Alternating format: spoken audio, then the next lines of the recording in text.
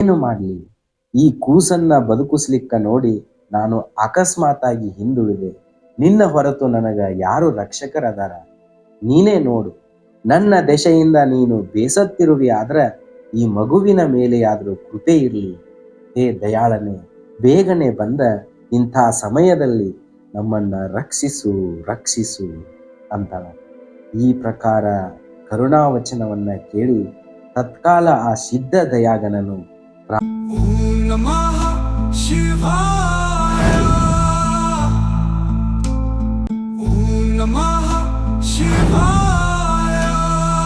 ಓಂ ನಮಃ ಶಿವಾಯ.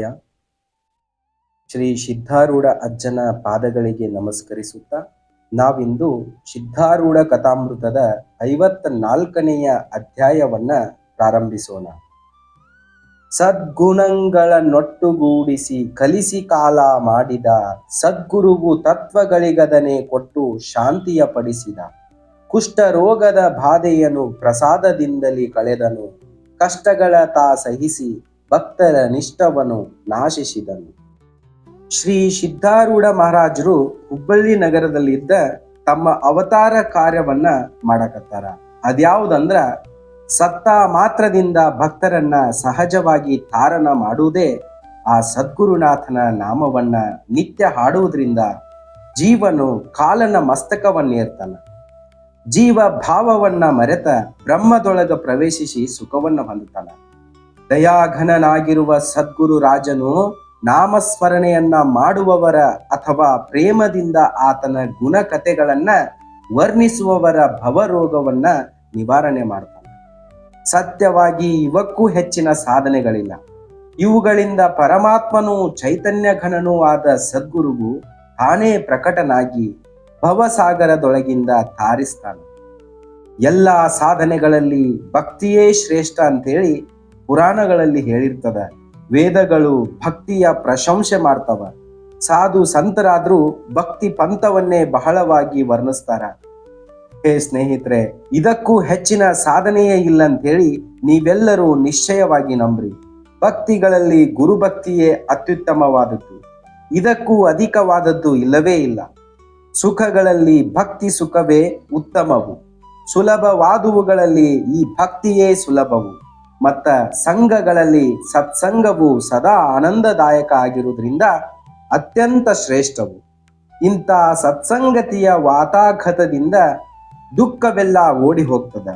ಮತ್ತ ಭ್ರಮವೆಲ್ಲ ನಾಶವಾಗಿ ಅವರ್ಣನೀಯವಾದ ಆನಂದವನ್ನ ಜೀವನು ಹೊಂದುತ್ತಾನ.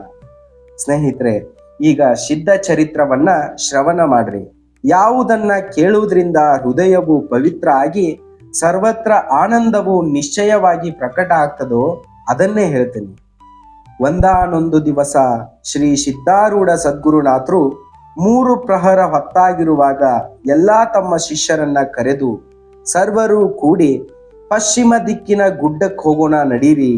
ಎಲ್ಲರಿಗೂ ಸಾಕಾಗುವಷ್ಟ ರೊಟ್ಟಿಗಳನ್ನ ಒಂದು ಪಾತ್ರೆಯಲ್ಲಿ ಸಾಕಷ್ಟು ಅಮಟಿಯನ್ನ ತೆಗೆದುಕೊಡ್ರಿ ಅಂತ ಹೇಳ್ತಾರೆ. ಆಜ್ಞೆಯಾದ ಮೇರೆಗೆ ಅಷ್ಟೂ ಪದಾರ್ಥಗಳನ್ನ ಸಿದ್ಧಪಡಿಸಿಕೊಂಡ ಹೊರಟರು. ಗುರು ಆಜ್ಞೆಯೇ ಪ್ರಮಾಣ ಅಂತೇಳಿ ಮನ್ನಿಸುವ 25 ಮಂದಿ ನಿಕಟ ಶಿಷ್ಯರನ್ನ ಸಂಗಡ ಕರ್ಕೊಂಡ ಸದ್ಗುರುಗಳು ಹೊರಟು ಹೋಗ್ತಾರ. ಸರ್ವ ಶಿಷ್ಯರು ಗುರು ಭಜನೆ ಮಾಡ್ತಾ 2 ಗಳಿಗೆ ಪರ್ಯಂತ ನಡೀತಾ ತ್ವರೆಯಿಂದ ಗುಡ್ಡಕ್ಕೆ ಬಂದ ಮುಟ್ತಾರ. ಎಲ್ಲರೂ ಗುಡ್ಡದ ಮೇಲೆ ಹತ್ತಿ ಕಲ್ಲು ಭೂಮಿಯ ಸಪಾಟವಾದ ಒಂದ ಸ್ಥಾನ ನೋಡಿ ಅಲ್ಲಿ ಆನಂದದಿಂದ ನಾಮಗರ್ಜನೆಯನ್ನ ಮಾಡ್ತಾ ಕುಳಿತುಕೊಳ್ತಾರ. ಶಿಷ್ಯರೆಲ್ಲರೂ ಕೂಡಿ ಸದ್ಗುರುವರನನ್ನ ಒಂದು ಎತ್ತರವಾದ ಕಲ್ಲಿನ ಮೇಲೆ ಕೂಡ್ರಿಸಿ ಪೂಜಾ ಮಾಡಕ ಆರಂಭಿಸ್ತಾರ. ಬಹು ವಿಚಿತ್ರವಾದ ಅಲಂಕಾರವನ್ನ ಮಾಡ್ತಾರ. ಅನೇಕ ಪ್ರಕಾರದ ಪತ್ರಿ ಪುಷ್ಪಗಳನ್ನ ಪೋಣಿಸಿ ಒಂದು ವನಮಾಲೆಯನ್ನ ತಯಾರಿಸಿ ಪಾದ ತನಕ ಬರುವಂತ ಆ ಮಾಲೆಯನ್ನ ಕೊರಳಿಗೆ ಹಾಕಿದಾಗ ಸದ್ಗುರುಗಳು ಶಿಲಾ ಸಿಂಹಾಸನದ ಮೇಲೆ ಬಹು ರಮ್ಯವಾಗಿ ಶೋಭಿಸುವಂತವರಾಗ. ಅನಂತರ ಸರ್ವ ಶಿಷ್ಯ ಜನರು ಒಬ್ಬರ ಕೈ ಒಬ್ಬರು ಹಿಡಿದ ಸದ್ಗುರು ಸಮ್ಮುಖದಲ್ಲಿ ಚಕ್ರಾಕಾರವಾಗಿ ನಿಂತ ಭಜನೆ ಹಾಡುತ್ತಾ ಆನಂದದಿಂದ ನೃತ್ಯ ಮಾಡಲಾರಂಭಿಸ್ತಾರೆ. ಈ ಪ್ರಕಾರ ಭಜನ ಕಲ್ಲೋಲದೊಳಗ ಅವರೆಲ್ಲರೂ 4 ಘಳಿಗೆ ಆನಂದದಲ್ಲಿರುವಾಗ ಸದ್ಗುರು ಮುಖವು ಬಹು ಆನಂದದಿಂದ ಪ್ರಕಾಶಿಸಲ್ಪಟ್ಟ ಪ್ರಸನ್ನವಾಗಿತ್ತು. ಎಲ್ಲರೂ ಶ್ರಮಪಟ್ರು ಅಂತೇಳಿ ತಿಳಿದ ಸದ್ಗುರುನಾಥರು ಅವರನ್ನ ಕರೆದ ಕೂಡ್ರಲಿಕ್ಕ ಹೇಳ್ತಾರ. ಈ ಪ್ರಕಾರ ಸರಸ ಭಾಷಣ ಮಾಡ್ತಾ ಒಂದು ಸ್ಥಾನದಲ್ಲಿ ಕುಳಿತುಕೊಂಡ್ರು. ಆಗ ರೊಟ್ಟಿ, ಸಾರು, ಪಲ್ಯ ಮುಂತಾದನ್ನ ತಂದ ಕಲ್ಲಿನಲ್ಲಿದ್ದ ಒಂದು ತಗ್ಗ ಪ್ರದೇಶದಲ್ಲಿ ಹಾಕಿ ರೊಟ್ಟಿಗಳನ್ನ ಮುರಿದು ಅವೆಲ್ಲವನ್ನ ಕಲಿಸ್ತಾರ. ಈ ಪ್ರಕಾರ ದೊಡ್ಡದೊಂದು ಕಾಲ ಸಿದ್ಧ ಮಾಡಿಸಿ ಸದ್ಗುರುಗಳು ಅದರೊಳಗಿಂದ ಸ್ವಲ್ಪ ಕೈಯಲ್ಲಿ ತೆಗೆದುಕೊಂಡ ಪ್ರತಿಯೊಬ್ಬನ ಮುಖದಲ್ಲಿ ಹಾಕ್ತಾ ನಡೀತಾರೆ. ಆ ಅಮೃತ ರೂಪ ಪ್ರಸಾದವನ್ನ ಸೇವಿಸಿ ಬಹು ಆನಂದ ಪಟ್ರು.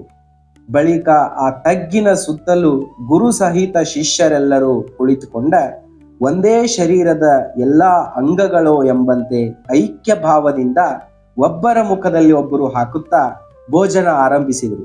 ಅಂದ್ರೆ ಒಬ್ಬರಿಗೊಬ್ಬರು ಕೈ ತುತ್ತು ತಿನ್ನಿಸ್ತಾ ಭೋಜನವನ್ನ ಆರಂಭಿಸಿದರು. ಈ ಮಹಾ ಸಮಾರಂಭವನ್ನ ನೋಡ್ಲಿಕ್ಕ ದೇವತೆಗಳು ವಿಮಾನಗಳಲ್ಲಿ ಕುಳಿತು ಬರುವಂತವರಾದರು. ಅಂತರಿಕ್ಷದಲ್ಲಿ ವಿಮಾನಗಳ ಸಂದಣಿಯಾಯಿತು. ದೇವತೆಗಳ ದೃಷ್ಟಿಗಳೆಲ್ಲ ಸದ್ಗುರುಗಳ ಮೇಲೆ ಸ್ಥಿರ ಆದವು. ಸೃಷ್ಟಿಯೊಳಗೆಲ್ಲ ಆನಂದವು ಪೂರ್ಣವಾಯಿತು. ದೇವತೆಗಳೆಲ್ಲ ಹತಾಶರಾಗಿ ಅಂತಾರ, ಈ ಸದ್ಗುರುವು ಪೃಥ್ವಿಯಲ್ಲಿ ಕಾಲ ಮಾಡಿ ಈ ಮೂಲಕ ಜೀವರನ್ನ ತಾರಿಸ್ತಾನ. ನಾವು ವ್ಯರ್ಥವಾಗಿ ಸ್ವರ್ಗದಲ್ಲೇ ಉಳಿದೆವು. ನಮ್ಮ ಭೋಗಗಳು ನಮ್ಮನ್ನ ಬಂಧಿಸ್ತಾವ. ನಾವು ಮನುಷ್ಯರಾಗಿದ್ದ ಆದ್ರೆ ಸಿದ್ಧಾರೂಢ ಸ್ವಾಮಿಗಳನ್ನ ಎಂದೂ ಬಿಡುತ್ತಿರಲಿಲ್ಲ. ಈತನ ಹಸ್ತದಿಂದ ನಿತ್ಯದಲ್ಲಿಯೂ ನಾವು ಇಂಥ ಪ್ರೇಮದ ಅಮೃತವನ್ನ ಸೇವಿಸ್ತಿದ್ದೆವು. ನಮ್ಮ ಅಮೃತವೆಂದ ನಾಮ ಮಾತ್ರ ಆಗಿದ್ದ ನಮಗ ನಿರಂತರ ಪತನ ಭಯ ಆಯಿತು. ಸದ್ಗುರು ಹಸ್ತದಿಂದ ಸೇವಿಸುವಂತ ಅಮೃತವು ಸತ್ಯವಾಗಿದ್ದ ಜನ್ಮ ಮರಣಗಳನ್ನ ತಪ್ಪಿಸ್ತದ. ಅದೇ ಸಮಯದಲ್ಲಿ ಪಾರ್ವತಿ ಪರಮೇಶ್ವರರು ನಂದಿಕೇಶ್ವರನ ಮೇಲೆ ಕುಳಿತುಕೊಂಡ ಅಂತರಿಕ್ಷದಲ್ಲಿ ಹೋಗುತ್ತಿರುವಾಗ ದೇವತೆಗಳ ಸಮೂಹವನ್ನ ನೋಡಿ ಕೌತುಕಪಟ್ಟ ಪಾರ್ವತಿಯು ಪರಮೇಶ್ವರನನ್ನ ಕುರಿತಂತಾಳ, ಹೇ ಬೋಳಾನಾಥನೇ, ಇಲ್ಲಿ ಏನು ನಿಮಿತ್ತ ದೇವತೆಗಳೆಲ್ಲ ಕೂಡಿರುವರು? ಇವರು ವಿಮಾನಗಳಲ್ಲಿ ಕುಳಿತು ನೋಡುತ್ತಿರುವುದಕ್ಕೆ ಅಂತ ಏನು ಚಮತ್ಕಾರ ಜಗತ್ತಿನೊಳಗ ನಡೆದೈತಿ ಅಂತೇಳಿ ಕೇಳ್ತಾರ. ಅದಕ್ಕ ಶ್ರೀ ಶಂಕರ ಅಂತಾನ, ಅಂದ್ರ ಪರಮೇಶ್ವರ ಅಂತಾನ, ಅದೇನು ಕೌತುಕವೆಂದು ನಾವಾದರೂ ಹೋಗಿ ನೋಡೋಣ ಅಂತೇಳಿ ನಂದಿಕೇಶ್ವರನಿಗೆ ಆಜ್ಞಾಪಿಸ್ತಾನ. ಅಲ್ಲಿಗೆ ಬಂದ ಸಿದ್ಧಾರೂಢ ಸದ್ಗುರುವಿನ ಈ ನವಲೀಲಾ ನೋಡುವಂತವರಾಗ್ತಾರ. ಅದ್ಭುತವಾದ ಆ ಕಾಲ ನೋಡಿ ಪಾರ್ವತಿಯು ಮನಸ್ಸಿನಲ್ಲಿ ಹಿಡಿಸಲಾರದಂತ ಆನಂದವನ್ನ ಹೊಂದಿ ಪತಿಗೆ ಅಂತಾಳ, ಹೇ ದೇವಿ, ಈ ಸಿದ್ಧಾರೂಢನು ನನ್ನ ಅವತಾರ ಇರ್ತಾನ. ಪೃಥ್ವಿಯಲ್ಲಿ ಯಾವಾಗ ಪಾಪವು ವಿಶೇಷವಾಗಿ ಬೆಳೀತು ಆಗ ಸರ್ವ ದೇವತೆಗಳು ನನ್ನ ಬಳಿಗೆ ಬಂದ ಪ್ರಾರ್ಥಿಸ್ತಾರ, ಹೇ ದೇವನೇ, ಪೃಥ್ವಿಯ ಮೇಲೆ ಪಾಪವು ಬಹಳ ಆಗೈತಿ. ಕಲಿಕಾಲನು ಜನರನ್ನ ಬಹು ರೀತಿಯಿಂದ ಪೀಡಿಸಕತ್ತಾನ. ಆದ್ದರಿಂದ ಈ ಕಾಲದಲ್ಲಿ ನೀನು ಅವತಾರ ಧಾರಣ ಮಾಡ್ತಕ್ಕದ್ದು. ಆ ಅವತಾರವು ಹೆಂಗಿರ್ಬೇಕಂದ್ರ ಪಾಪದಿಂದ ಜನರನ್ನ ಉದ್ಧರಿಸ್ತಕ್ಕದ್ದು. ಆದ್ರ ದುರ್ಜನರನ್ನ ನಾಶ ಮಾಡದೆ ಅವರು ತಮ್ಮ ಪಾಪ ಬುದ್ಧಿಯನ್ನ ಬಿಟ್ಟು ಬಿಡುವಂತೆ ವ್ಯವಸ್ಥೆ ಮಾಡಬೇಕು. ಆತನು ಕರುಣಾಮೂರ್ತಿ ಇದ್ದ ದುಷ್ಟರ ಮೇಲೆ ಅಧಿಕ ಪ್ರೀತಿ ಮಾಡಿ ಅವರನ್ನ ತಾರಿಸಿದನಂದ್ರ ಇತರರೆಲ್ಲರೂ ಆತನಿಂದ ಅವಶ್ಯವಾಗಿ ತಾರನ ಹೊಂದುತ್ತಾರ. ಭಕ್ತಿ ಬಲದಿಂದ ಸರ್ವರನ್ನ ಉದ್ಧರಿಸಿ ಜ್ಞಾನ ಬಲದಿಂದ ಅವರನ್ನ ಮೋಕ್ಷಕ್ಕ ಒಯ್ಯಬೇಕು. ದುಷ್ಟರ ಮೇಲೆ ಶಾಂತಿಯ ವಿನಃ ಬೇರೆ ಶಸ್ತ್ರವನ್ನ ಎತ್ತಬಾರದು. ಪೂರ್ವದಲ್ಲಿ ಅನೇಕ ಅವತಾರಗಳನ್ನ ಧರಿಸಿದಿ, ಆದ್ರ ಆ ಕಾಲದಲ್ಲಿ ದುಷ್ಟರನ್ನ ನಾಶ ಮಾಡಿದಿ. ಅವರಾದ್ರೂ ಪುನಃ ಪುನಃ ಜನ್ಮವೆತ್ತಿ ಬಂದ್ರು. ಇದರಿಂದ ಕಾರ್ಯವು ಯಥಾಪೂರ್ವ ಉಳಿಯಿತು. ಇನ್ನು ಮುಂದ ಈ ಪ್ರಕಾರ ಮಾಡಿ ಉಪಯೋಗ ಇಲ್ಲ. ದುಷ್ಟರನ್ನ ಇಟ್ಟ ಅವರ ದುರ್ಗುಣಗಳನ್ನ ನಾಶ ಮಾಡಬೇಕು. ಇದರಿಂದ ಸರ್ವರ ಉದ್ಧಾರವಾಗಿ ಪಾಪವು ಲೋಕದೊಳಗಿಂದ ಕಿತ್ತುಕೊಂಡ ಹೋಗ್ತದ. ಈ ಪ್ರಕಾರ ದೇವತೆಗಳ ವಚನವನ್ನ ಕೇಳಿ, ಹೇ ಸತಿ, ನಾನು ಅವರನ್ನ ಕುರಿತು ಹೇಳಿದ್ದೇನೆಂದ್ರ, ದೇವತೆಗಳಿರ, ನೀವು ಅನ್ನುವ ಪ್ರಕಾರ ಕಾರ್ಯವನ್ನ ನಡೆಸುವುದು ನನಗ ಬಹಳ ದುಸಾಧ್ಯವಾಗಿ ತೋರ್ತದ. ದುಷ್ಟರನ್ನ ಕೊಲ್ಲದೆ ಅವರನ್ನ ತಾರಿಸುವಂತ ಅವತಾರವನ್ನ ನಾನು ಎಂದೂ ತೆಗೆದುಕೊಂಡಿಲ್ಲ. ಇದು ಹೇಗಾಗ್ಬೇಕಂತೇಳಿ ನನಗೇನೂ ಸೂಚಿಸುವುದಿಲ್ಲ. ಆದರೂ ಇದರ ವಿಚಾರ ಮಾಡ್ತಕ್ಕದ್ದು ಅಂಥೇಳಿ, ಹೇ ದೇವಿ, ನಾನು ಆ ದೇವತೆಗಳನ್ನ ಅವರ ಸ್ವಸ್ಥಾನಕ್ಕೆ ಕಳುಹಿಸಿದೆ. ಅನಂತರ ಬಹು ದಿವಸಗಳವರೆಗೆ ನಾನು ವಿಚಾರ ಮಾಡಿ ಒಂದು ವಿಶೇಷವಾದ ಅವತಾರವನ್ನ ಧಾರಣ ಮಾಡಿದೆ. ಆಗ ಭಕ್ತ ಜನರಾಗಿ ಭೂಮಿಯ ಮೇಲೆ ಬಂದ ನನಗ ಸಹಾಯವಾಗ್ಬೇಕಂತೇಳಿ ದೇವತೆಗಳಿಗೂ ಆಜ್ಞಾಪಿಸಿದೆ. ಸಿದ್ಧಾರೂಢ ಎಂಬ ನಾಮದಿಂದ ನಾನು ಅವತರಿಸಿದೆ. ಆಗ ದೇವತೆಗಳು ಅಪಾರ ಭಕ್ತ ಜನರಾಗಿ ಪೃಥ್ವಿಯಲ್ಲಿ ಹುಟ್ಟಿದರು. ಈ ಅವತಾರದಲ್ಲಿ ದುಷ್ಟರನ್ನ ತಾರಿಸಿದೆ, ಆದರೆ ಯಾರನ್ನೂ ನಾಶ ಮಾಡಲಿಲ್ಲ. ಶಾಂತಿ ಶಸ್ತ್ರವನ್ನ ಧರಿಸಿಕೊಂಡ ಅವರ ದುಷ್ಟತ್ವವನ್ನ ಮಾತ್ರ ಸಮೂಲ ಕಿತ್ತು ಬಿಟ್ಟೆ.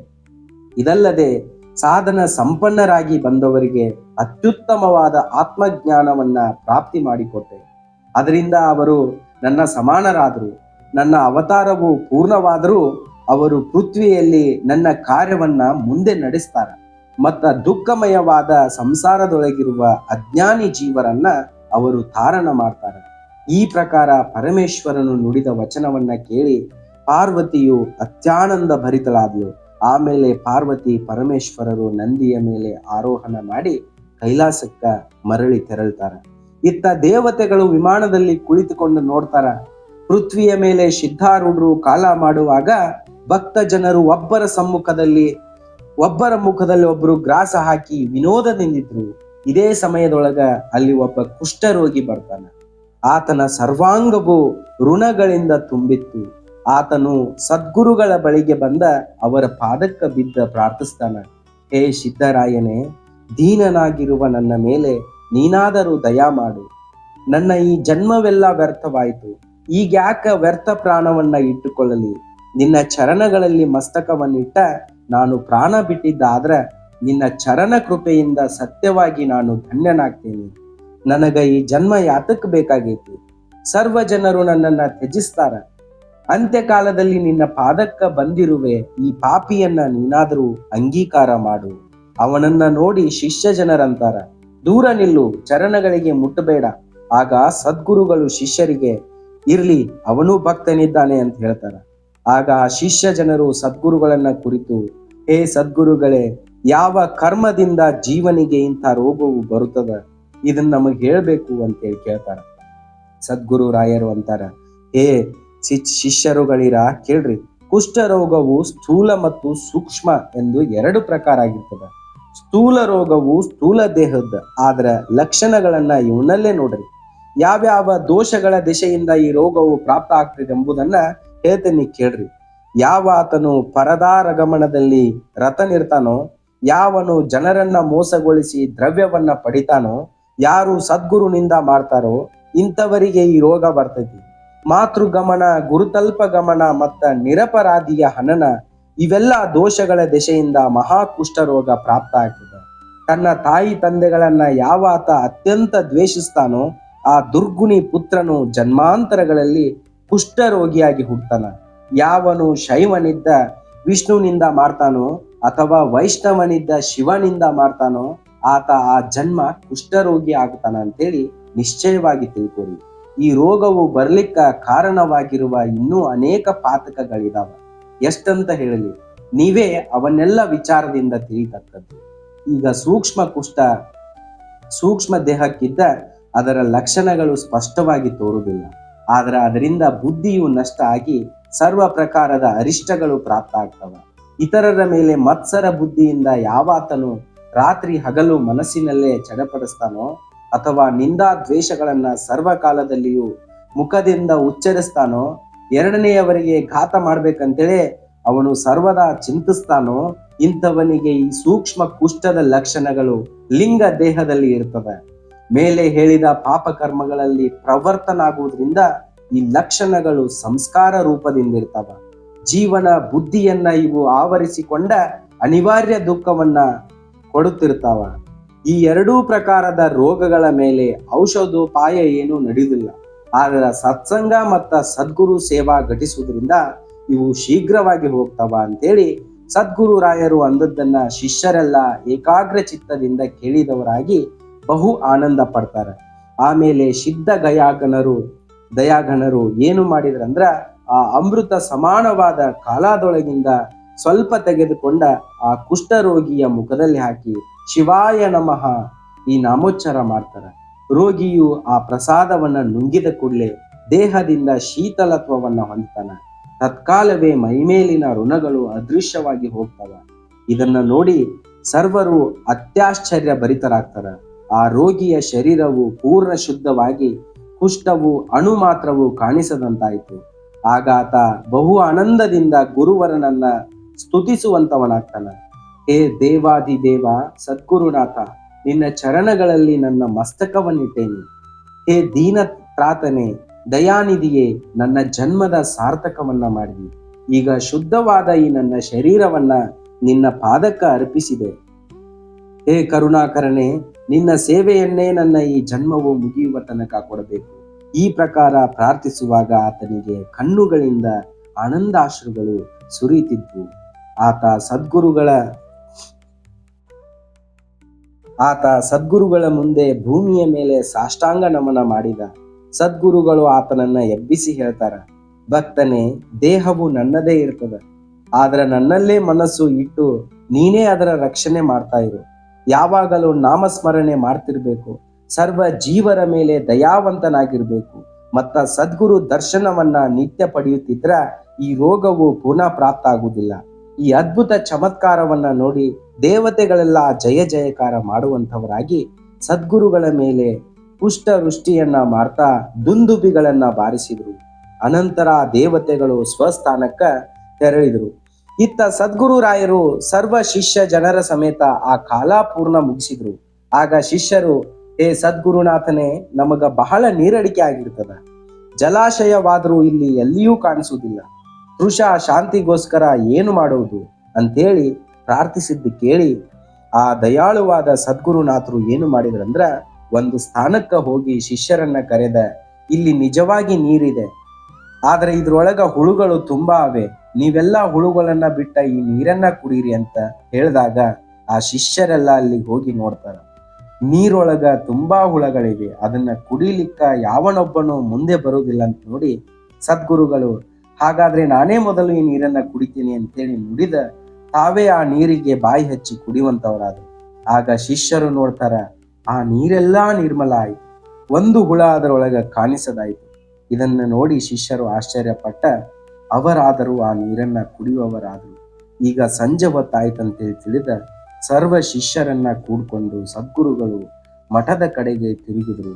ಸರ್ವರು ಭಜನೆ ಮಾಡ್ತಾ ಮಠಕ್ಕೆ ಮುಟ್ಟಿದ್ರು. ಈಗ ಈ ಕಥೆಯ ಲಕ್ಷಾರ್ಥವನ್ನ ಕೇಳ್ರಿ. ಶಿಷ್ಯರೆಂಬ 25 ತತ್ವಗಳು ಕೂಡಿಕೊಂಡ 26ನೇ ತತ್ವವಾದ ಸದ್ಗುರುನಾಥನ ಮುಂದ ಆಡಲಿಕ್ಕ ಆರಂಭಿಸ್ತಾರ. ಚಕ್ರಾಕಾರ ಆಟವೇ ಅವರು ಜನ್ಮ ಮರಣಗಳಲ್ಲಿ ತಿರುಗುವುದು. ಸದ್ಗುರುನಾಥನು ಸತ್ತ ಮಾತ್ರನಿದ್ದ ನೋಡುತ್ತಿರ್ತಾನ. ಹಿಂಗ ನೋಡ್ತಾ ಬೇಗನೆ ಶ್ರಮ ಹೊಂದಿದ್ರು. ಅನಂತರ ಎಲ್ಲಾ ಸದ್ಗುಣಗಳನ್ನ ಒಟ್ಟುಗೂಡಿಸಿ ಅವರ ದೆಸೆಯಿಂದ ಕಾಲ ಸಿದ್ಧ ಮಾಡಲ್ಪಡ್ತು.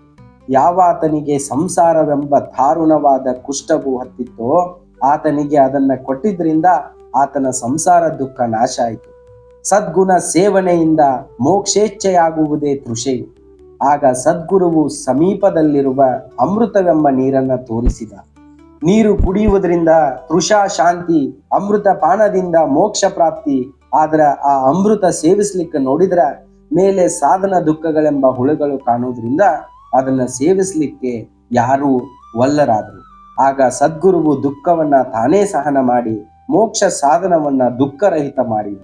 ಆಮೇಲೆ ಸರ್ವರು ಅಮೃತ ಪಾನವನ್ನ ಮಾಡಿ ತೃಪ್ತಿ ಎಂಬ ಮುಕ್ತಿಯನ್ನು ಹೊಂದಿದ್ರು. ಈ ಅಧ್ಯಾಯವು ಉತ್ತಮೋತ್ತಮವಾದದ್ದು. ಇದರ ಶ್ರವಣದಿಂದ ಸದ್ಗತಿಯು ಸುಗಮ ಆಗ್ತದೆ. ಶ್ರೀ ಸಿದ್ಧಾರೂಢರ ಈ ಪರಮ ಶ್ರೇಷ್ಠವಾದ ಅವತಾರವು ಬ್ರಹ್ಮಾನಂದಕ್ಕ ಉಗಮ ಸ್ಥಾನ ಆಗಿರ್ತದೆ.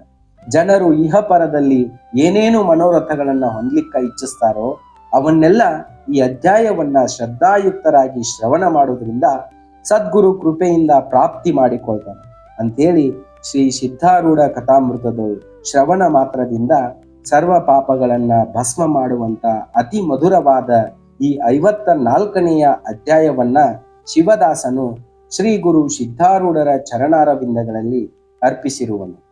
ಓಂ ತತ್ಸತ್. ಧನ್ಯವಾದಗಳು.